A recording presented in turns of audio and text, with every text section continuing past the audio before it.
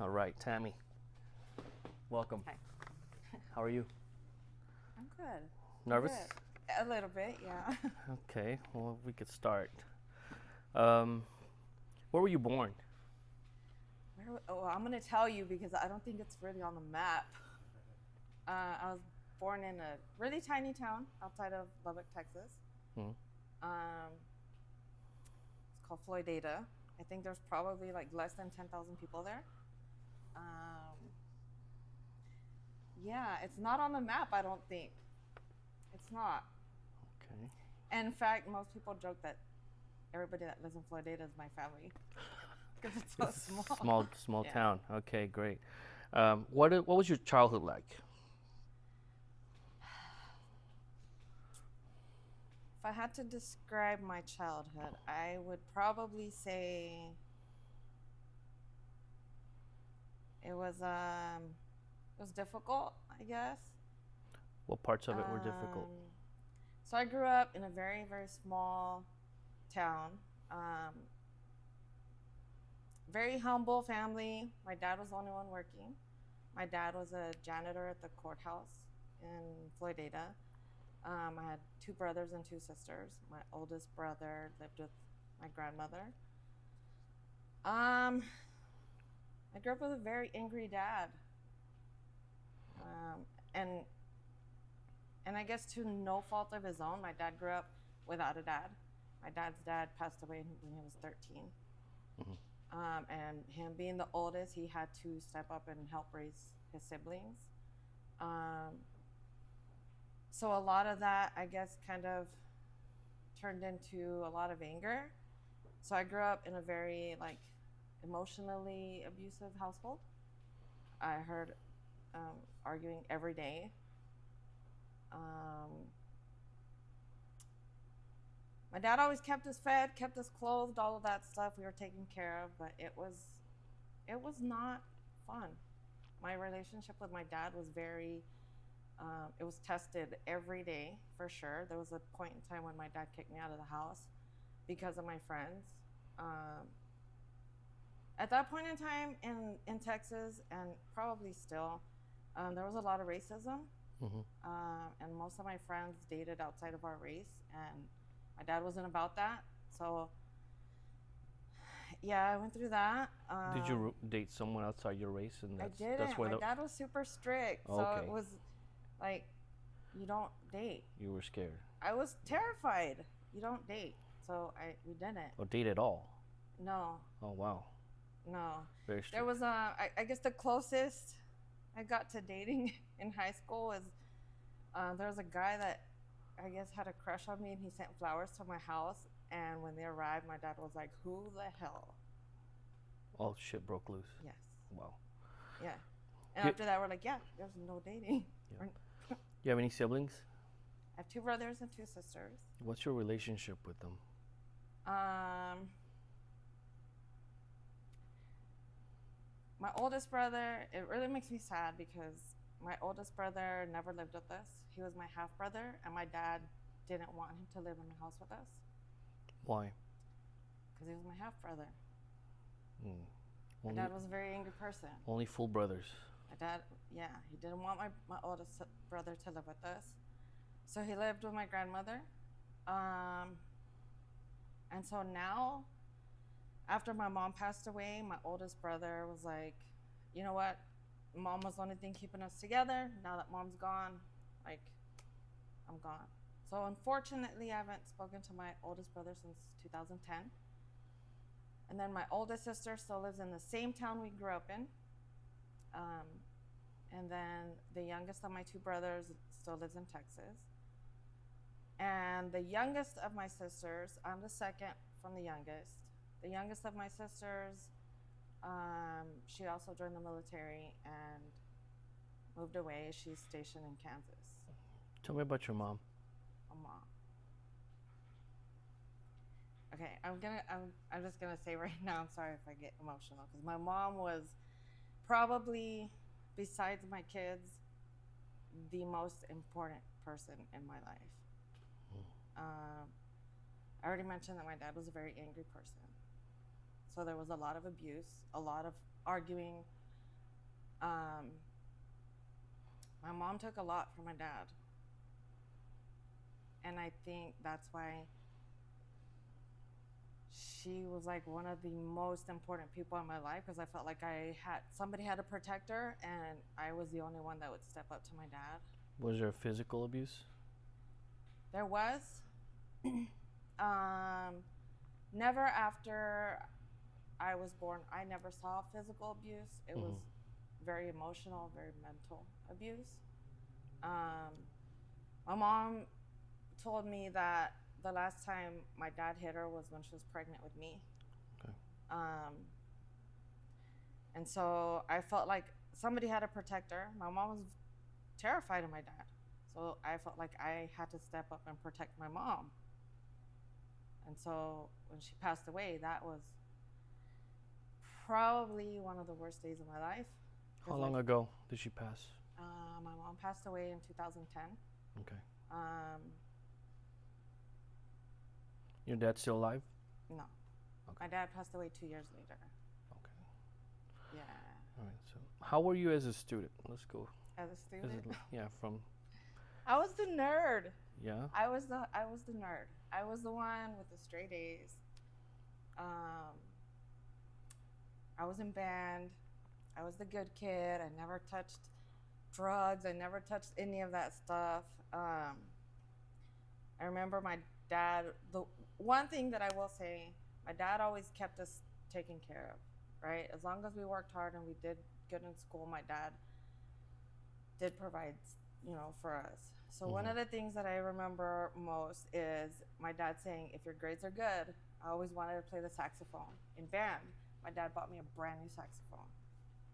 Nice. And I remember him saying, if your grades slip, I'm selling that thing. Wow. So I was like, the pressure. I was the nerd. I really was. I was the. How were you in high school?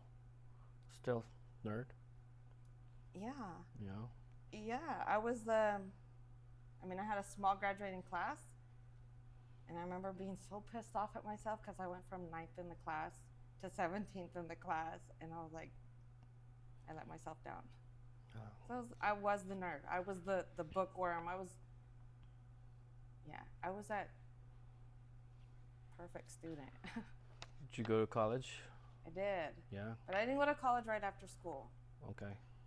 I went to college as an adult after I had my kids. Started going to college when I was in the Marine Corps. Tell me about that. When did you get in? The Marine Corps? Yeah. Joined the Marine Corps when I was 19.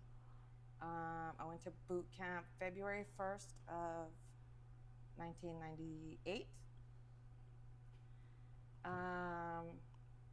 One of the biggest decisions I made, one of the best decisions I ever made. After I had, after I went to boot camp and all my training, I was stationed at Camp Pendleton. I got married really, really young to a Marine. What was your MOS? MOS was 6413, Aviation Electronics. So I worked on radio and radar systems for Marine Corps helicopters. Wow. Yeah. Very nice. So, what made you join the Marine Corps? I think a couple reasons. My mom always wanted to join the Army. And my grandfather, being old school, always said, the military's for men. Women don't join the military. And I remember hearing my mom always say, like, if I would have joined the Army, I probably wouldn't be suffering the way I'm suffering now. And so I remember thinking, like, I'm going to do that. I'm going to join the military. And if I'm going to join the military, I'm going to do the hardest thing I've ever done. I'm going to join the Marine Corps, or I'm not going to do it at all. And then also, because I would see friends like graduate and not go to school and not join the military and not do anything with their lives, and they were stuck there. I didn't want that for myself. Did you serve during war at all? I served during Operation Iraqi Freedom. Okay. So the whole 9/11 thing, I was serving in the Marine Corps when that kicked off.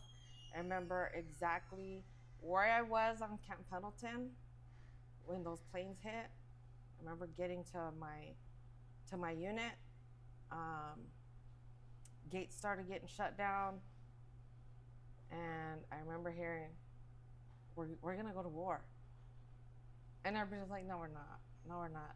And sure enough, like shortly after, yeah, How did how did that make you feel to know that you were probably going to go to war? I was scared. I had a kid. How old was your kid? My son was born in 2000. 2001, my unit got deployed. I didn't go. I had injured my back, so I stayed with the remain behind element. Wow. So you had your child, your first child? And my son was 21. We were both really young, his dad and I. Did you meet your husband at the Marines? So I actually met him in high school. Uh-huh. We went to 2 different high schools. He came to my high school with my Marine Corps recruiter, and that's where I met him. Then he went to boot camp. I went to boot camp probably about a year and a half later.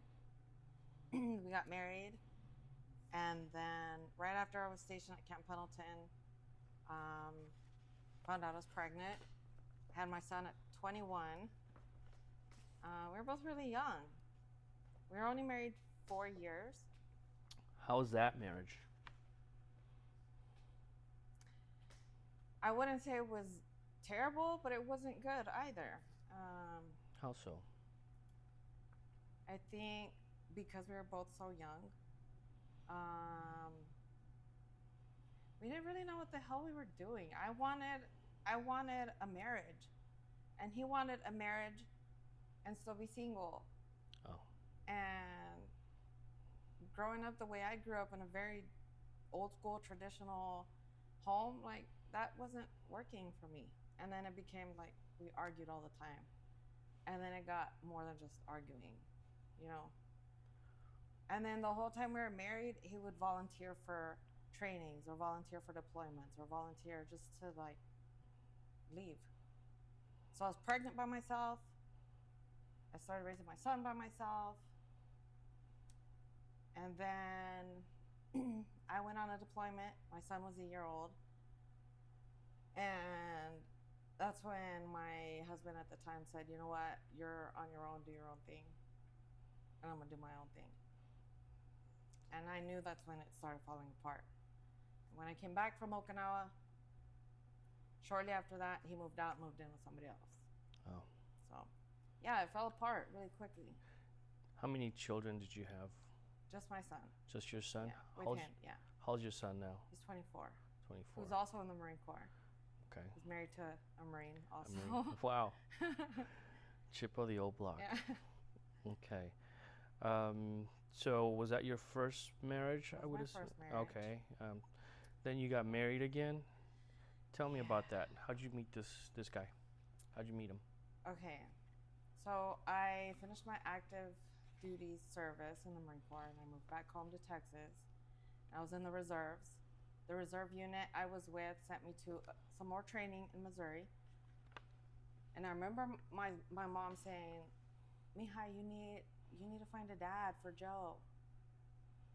And I remember saying, Mom, I am mom and dad. My son doesn't need anybody. I got him. And she would say, no, Mija, Joe needs a dad. And I would say, Mom, I will never put myself in that situation again. I'm never going to get married and put myself in another abusive relationship. I'm not doing that. Lo and behold, go to Missouri, meet somebody. I thought it was the best thing in the world, and I got remarried. Was he also military? He was also a Marine. Or you met him? I met him in the Missouri. Marines also? Yes. Okay. Tell me about that marriage. What happened? What happened? Yeah. Okay, so this time around, I thought this was it. Too good to be true. The most amazing person in the world. And it was. He was the most amazing person in the world for a long time. And then, so we had my daughter. He had a daughter. Lexi was 7 when we met. We had my youngest, Amani. We were great. We were good. And then he took a promotion and he went to Oregon for a couple years on his own. I had just started my career here, so I said, okay, I'm going to stay here. I'm going to raise the kids. When you're done there, he was going to retire. He's going to come back. We had this whole thing all planned out. And then he comes back.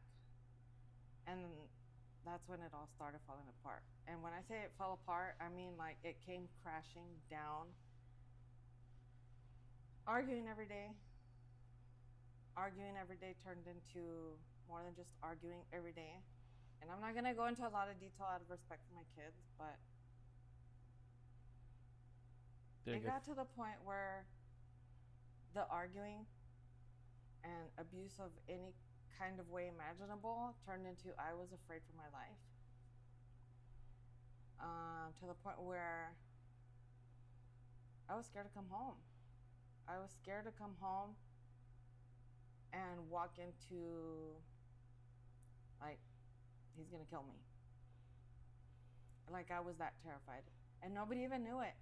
I couldn't tell anybody, not even my kids. The kids never saw Nobody knew it.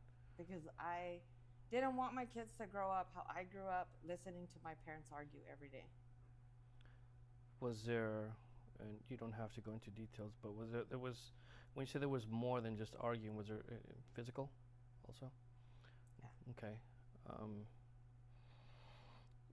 Was most of this argument, because you said the kids never saw it, it was all behind closed doors, I assume? Absolutely. It was all behind closed doors. Okay. Nobody knew it. Nobody knew it. You never told? All of our family, his family, my family, everybody thought we were like solid, huh? Solid, the greatest couple. Like, we would go out, and even though I knew I wasn't happy, everybody thought we were like the greatest thing. I hit it well. Let me tell you, I hit a lot of things really well. Until I told myself, like, if I don't get out of this, I'm gonna die. Like, I can't hide it anymore. And so I started saying, let's go to therapy. Let's go to a marriage retreat. Let's go to counseling. Let's do something about it. Or your anger is getting a lot worse. Like, let's go talk to somebody about it. And it was always, it's not my fault. This is all you. I remember being threatened about a lot of stuff. Like, if you say anything, like, people are gonna know. People are gonna know a lot of things about you. I'm not gonna say I was the perfect person in this marriage either. In fact, I'm not even gonna sugarcoat stuff about myself. When stuff started falling apart, my marriage fell apart for me 6 years before we got divorced. And that's when I kept saying, let's go to therapy. Let's find help. Let's go, let's talk to somebody. And it was always, it's not my fault. For me, my marriage was over. So when all of that started, I did step outside of my marriage. I did. And I say that because I'm not going to sit up here and pretend like I'm the perfect person. I think it's important to take responsibility for what you did. And I do take responsibility, and my kids know this. A lot of people outside of like my immediate family probably don't know this, but when all of that stuff was happening behind closed doors and I was hiding a lot of stuff, I reached out to the first person that paid me any kind of attention, the first person that was my better at the time. Mm-hmm. And for a long time, I felt like my marriage failed because of me. Even though all of these things were happening behind closed doors and people didn't know the stuff I was going through and the things that I was hiding from my kids. 3 weeks before my youngest daughter's quinceañera, I was like, I'm done. We're going to get through this party when everybody's gone. What was the catalyst for you to just step up and say that we're done? This is it. No more of this. What broke your back? The day that I heard my daughter's dad tell my daughter, shut the fuck up and get the fuck out of my face.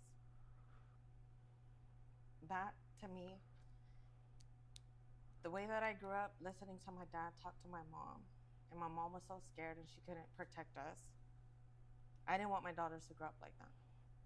So when I heard that and I saw the look on my daughter's face, I was like, if we weren't done before this, now we're done. That was a major it. trigger for you? That was it. Where my mom couldn't protect us and I was trying to protect my mom, I didn't want my daughter to have to go through that. So when I heard him say that to her, that was it. I was done. How old was your daughter? She was 15. 15. Okay. Well, so you decided to end your marriage, and how did that go afterwards when you know, started your divorce? Was it Yeah, it was nasty also? It was Or terrible. nastier? And I think it probably got worse after I said, like, this is it. So I remember the day, just to kind of preface all of that, the day that we told my kids that we were getting separated. That is the day that I told my husband that I had stepped outside of my marriage. And he said, okay, you got to tell the kids. We got to tell the kids. So my son was already at Camp Pendleton, and I remember saying, okay, but let me tell them. Because I don't want you to just come out and say it. Let me tell them. So I called my son, come have dinner at home. I had the kids there. We're having dinner, and he wasn't there. And they kept saying, well, where's Dad? Aren't we going to wait for Dad? And I was like, no, Dad's going to wait for us to call him. So after we were done eating, I called him. And the first thing he said was, I caught your mom with somebody. I mean, a little bit more elaborate than that, which was not exactly true, but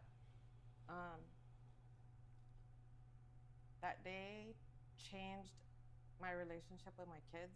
And for me, that was like, aside from my mom passing away, that was probably the second most terrible day of my life. So my daughter didn't want anything to do with me. And my son was like, okay, we got to hear her out. But at the same time, like, what the heck? What are they talking about? That's when I told my kids, like, this has been happening for years. I didn't want you guys to see it. And we're getting separated. So he left. And then he's like, let's just try again. Let's go to therapy. Let's go to a marriage retreat. And by that point, I was like, why now? So then he was willing. When he saw Yes. you with getting attention from somebody else, then that's when he was willing? Yeah. But by then, it was... By that point, I was like, why? Like, you do these things to prevent your marriage from ending. Why now? But I did. I went to therapy. I went to a marriage retreat. So you guys tried. We did. We tried a couple times. We tried a couple different times. But for me, if you're gonna honestly make an honest attempt, like, make an attempt. Like, don't just say it, show it. Don't just go to therapy, work the therapy and show me that you're working on it. Don't just go to therapy for the sake of saying, I'm in therapy. How long did you guys try this last phase of giving it a second chance? A few months. We went to a marriage retreat. We went to therapy. And the first therapy session,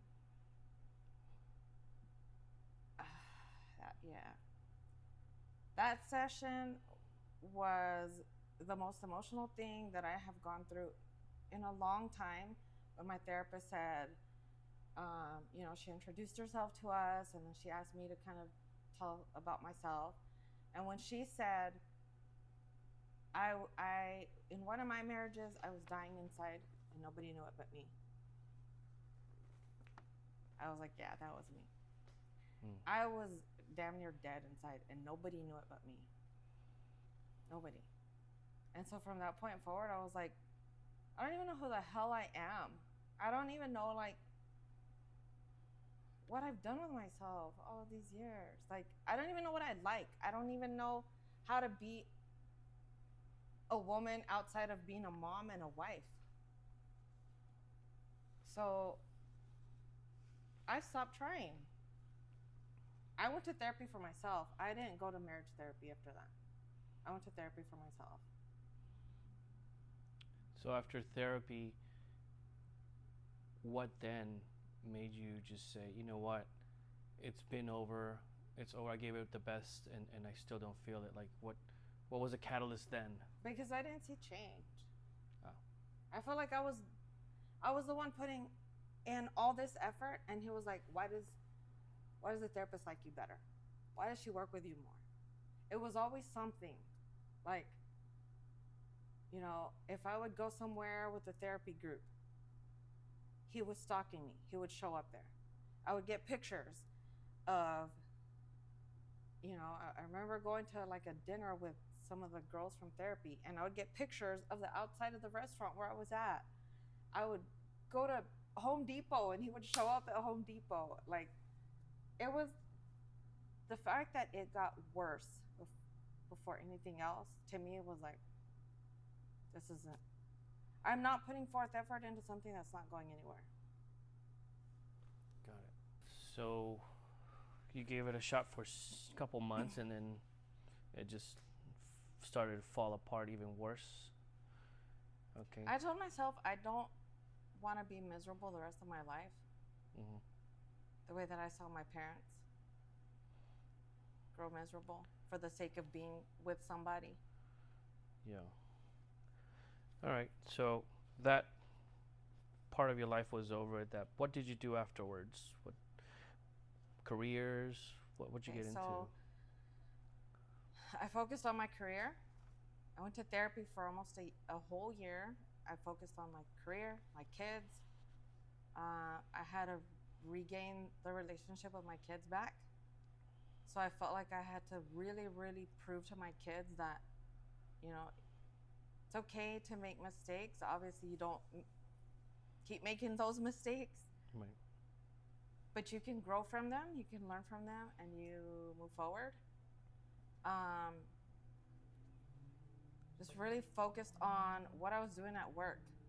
So being in law enforcement, it's a lot of hours, a lot of time away from home. But it was important for me to show my kids that I could still be a mom and I could be a better version of myself.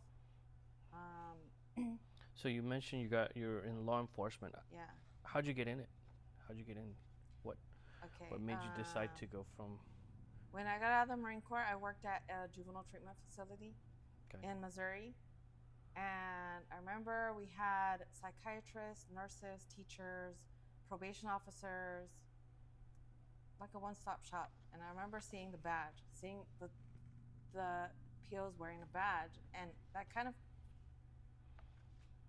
like caught my interest. So when I went back to school, I studied criminal justice, got my degree in criminal justice. And then at the same time, I was raising my kids. I went back to school and my daughter was about 3 months old. So most of my schooling was online. Taking care of my kids throughout the day. And then at night, when they were all in bed, I would get up and read, get up and do my homework. I'd get up and do my exams online. Most of my school, I was like half asleep in the middle of the night doing my school. Then I got my degree. I got hired with probation. And then, yeah, it was important for me to like work my ass off and promote and make something of myself. Like, not let all of those bad situations that I was in like define me. How long have you been in law enforcement? Going on 13 years. April of this year will be 13 years. April 19th actually will be 13 years. 13 years. How has that been working as a PO? Well, I will say it has its challenges. Right now, I'm assigned to one of the juvenile halls, so I work a lot of hours. But for me, I think it's rewarding to see somebody come in so broken and make a difference of themselves, or have somebody to not only give them the tools but show them how to better themselves. And for somebody to come in, like I said, so broken and not know themselves and finish probation or get off probation or come out of juvenile hall or get out of jail or get out of prison and become such a better person, that to me is the most rewarding thing. So you work at juvenile facilities, you say.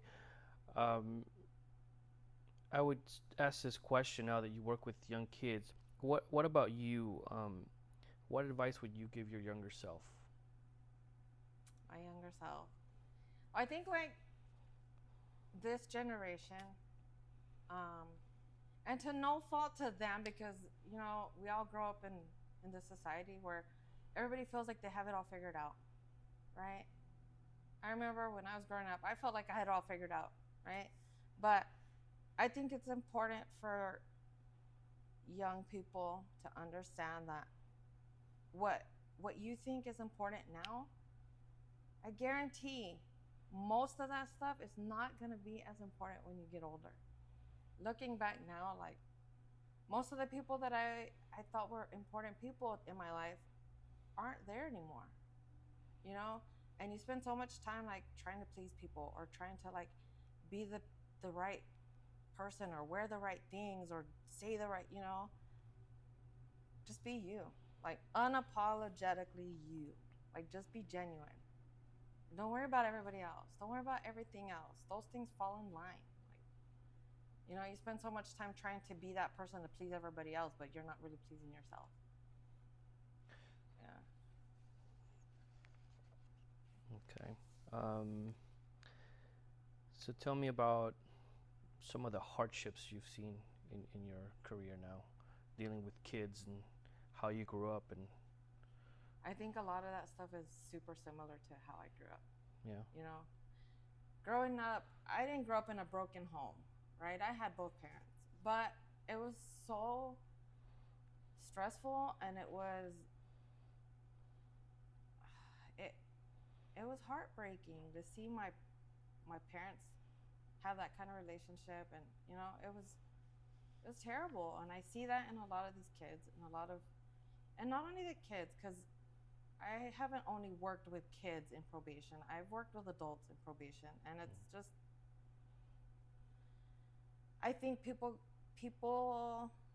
go through some really negative stuff, but don't have the resources or don't know how to get out of it. A lot of people used to ask me, why did you suck it up? Why didn't you get out of your marriages? Why did you let things happen? Why, like, someone told me that sometimes we stay longer than we should. Yeah. I think when I was told that, I thought, wow, that just hits and you I think hard. for various reasons. I think I'll say this. I can only speak for myself, but I know that I stayed a lot longer than I probably should have for my kids, but also because it's a scary thing to get out of a bad marriage. And I think a lot of people don't understand that, because I hear it all. Why, like I said, why did you stay? Why didn't you just leave? Why did you? Unless you're in that situation, you don't understand, right? Right. And you can't come out of something so terrible without a plan. Because I think it's even more dangerous leaving a bad situation than when you're in the bad situation sometimes, For me, I had to have a plan. I was terrified for my life. And to just up and leave, I know it was going to be worse. So, yeah. Yep. So now that you've gone through all that, is there anything rewarding that you do outside your career, outside of family and career? Is there anything that you used to cope or to get out of it? So for me, and I don't know if it's just because of how I grew up, or I suffer from anxiety, which is another thing that I never wanted anybody to know. Like, I suffer from anxiety. And going through my divorce, and then after my divorce, I told my boss, like, I'm having a hard time. Like, I'm struggling. I need to go find my therapy. But I knew that I kind of didn't want to go back to therapy per se, therapy as everybody knows it. I wanted to go back to the gym. I wanted to do something different this time. So I went to the gym. And I took a boxing conditioning class. And I remembered about 15 or 16 years ago, I took a fitness class, and we did boxing. And I was like, I love this shit. Feels good, yeah. And so I got back into it. And the first class that I took my daughter to, she tells the coach, my mom wants to fight. My mom needs to do Battle of the Badges. Battle of the Badges is amateur boxing competition for military and law enforcement. So she tells my coach, which is probably one of the most influential, most impactful person in my life, aside from my Marine Corps recruiter, who didn't give up on what I always say, like the scrubs, the underdog. I was the underdog. It took me a long time to be able to join the Marine Corps, and he didn't give up on me. And so when my daughter told my coach, like, my mom wants to fight, my mom needs to do this. And he's like, what? Are you serious? I'll train you. And I was like, no, like, I can't, I'm not there yet. And he's like, no, I'll train you. And we started training. And then, boxing is boxing, and you're going to take some hits and you're going to hit back. But for me, it was a little bit different because of my relationships, Was that therapeutic for you to be able to somehow, for lack of better words, have another, like a punching bag to get all your stress out? Literally and figuratively, like getting into boxing. I'm probably like smiling from ear to ear right now, because that to me has completely changed my life. Not only for the anxiety aspect of it, but living my whole life, seeing my mom and dad, how they lived. My first marriage was bad. I mean, parts of it. My second marriage started out great, ended terribly. So from a standpoint of being the one to always take the hits, now I'm literally like the one fighting back. And not just like fighting back, but like the fight of my life, like the one fight. I mean, I started training for boxing at 45 years old. People retire before that. And I'm having my first fight at 46 years old. So, yeah, that's been the greatest. So you've been training for a year now? I've been training since July 17th. Yeah. Okay. I've been training with probably one of the greatest coaches, also a retired Marine. Okay. Combat veteran. And I wish he was here. But, he's out doing a retirement ceremony right now. So shout out to my coach, Coach Dawson at UFC Marietta. But yeah, he also believed in the scrub, believed in the underdog. And here I am, 6 weeks away from my first amateur fight. So, yeah. Well, looking back, what are some of the things that you're most proud of? I would say I'm most proud of finding myself and getting out of all those terrible situations and becoming a better version of myself. Bettering the relationship with my kids. I would say, first and foremost, my kids.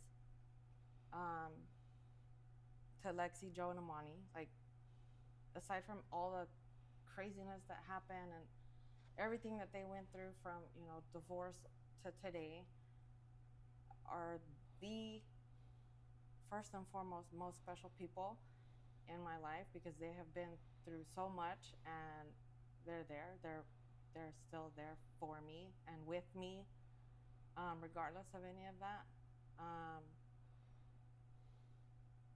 Definitely them probably are a big part of what drives me to do better and to be a better version of myself.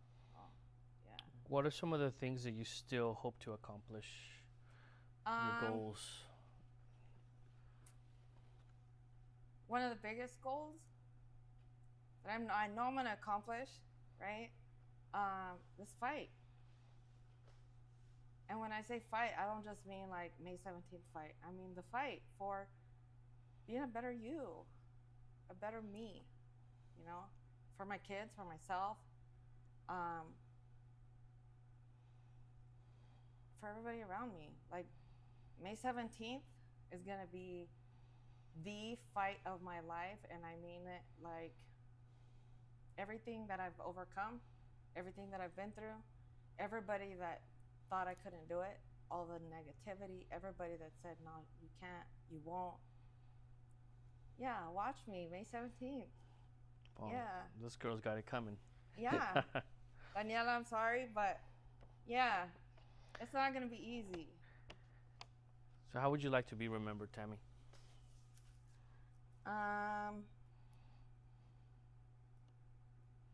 I think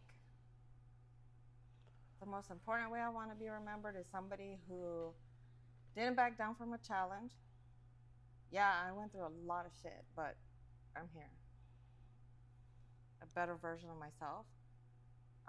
And it's okay to make mistakes, take responsibility, grow from life. Life is gonna throw so many curveballs at you, but you can't let those things like get you down. Like you go through, people make mistakes. We're not born with a manual. You know, we make mistakes as parents. We make mistakes as partners. You know. But for me, I think it's important to learn from your downfalls and pick yourself up and like dust yourself off and let's keep going. Like, just don't look back. Don't be that person anymore. One foot in front of the other. Yeah.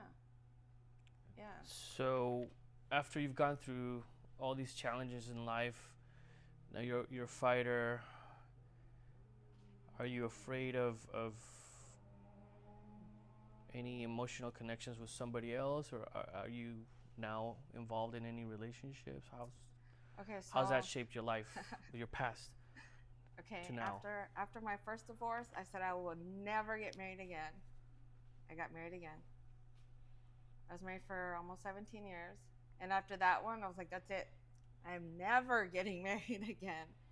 And I got to the point where I was comfortable being alone. Like, I don't need anybody. I take care of myself. I have a home. I have a career. I have my kids. I can take care of myself. I don't need anybody. Did I want somebody? Yeah, maybe. But I was okay with like being alone the rest of my life. And then when I wasn't looking for somebody, that somebody like fell right into my lap. And I don't know if you believe in divine timing, but it was total divine timing. Are you religious? I am. Um, I haven't been to church in a while. I think I had to figure out a lot of stuff in my head regarding religion and spirituality after my divorce. But yes, I believe in God. I believe in angels. I believe in all of that. I do. So how was this person? How do you feel that this was divine intervention? Because when I had given up on wanting anybody, like I literally told people, there are no good men left in this world. There are no good people left in this world, and I'm okay with being alone.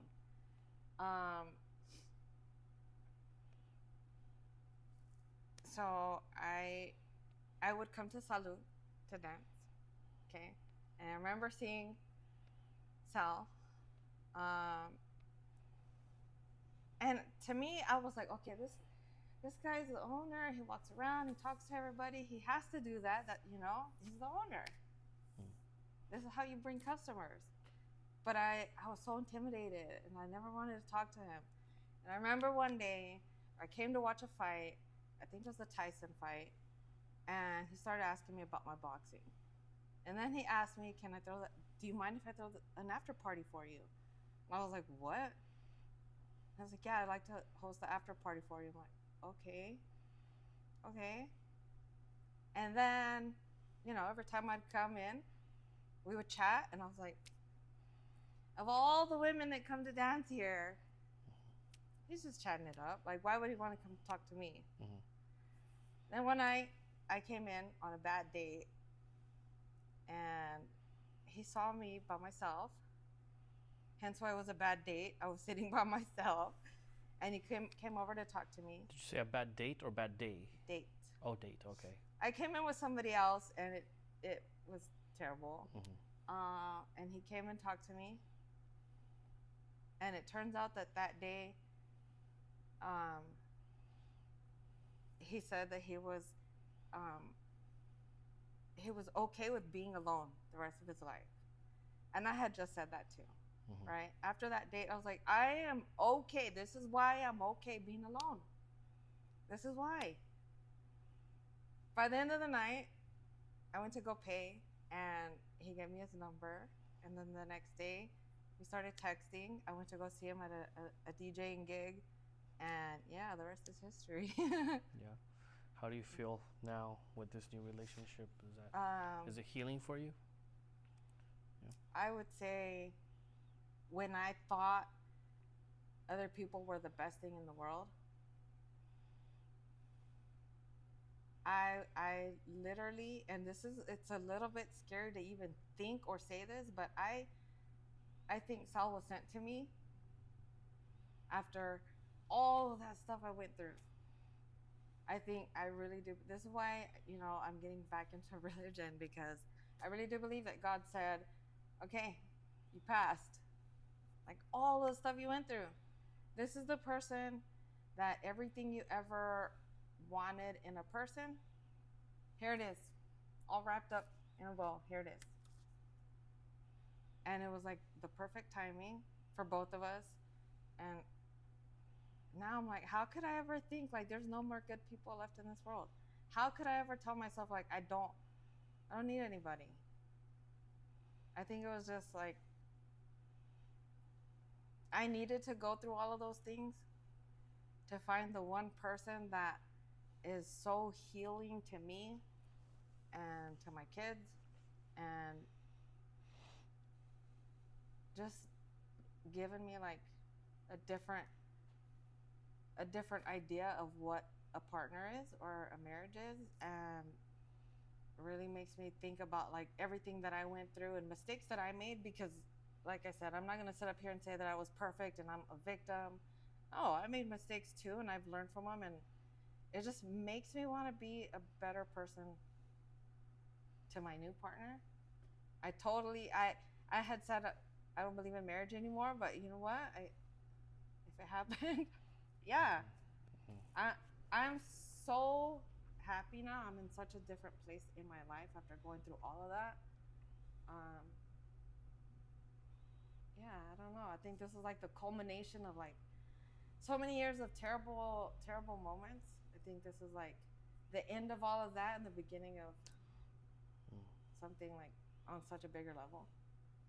Everything all wrapped up together. My boxing, my kids' relationship with me, my relationship with him, and just everything happening right now. I think it's just. You feel like it's coming full circle for you Yeah. now? Like Yeah. it's all falling into place? Yeah. This is why I say divine timing, man. Divine timing. Things happen for a reason, at the right reason, at the right time for the right reason. Right. So, yeah. So this is okay. I'm gonna give a little shout out to Sal, and this is my plug. Uh-huh. Okay, after party, salud, May 17th. I don't know what time. I don't know what time I'll fight either, but after the fight, right here, party. Yeah. All right. Thank you. Thank you. Great interview. All right.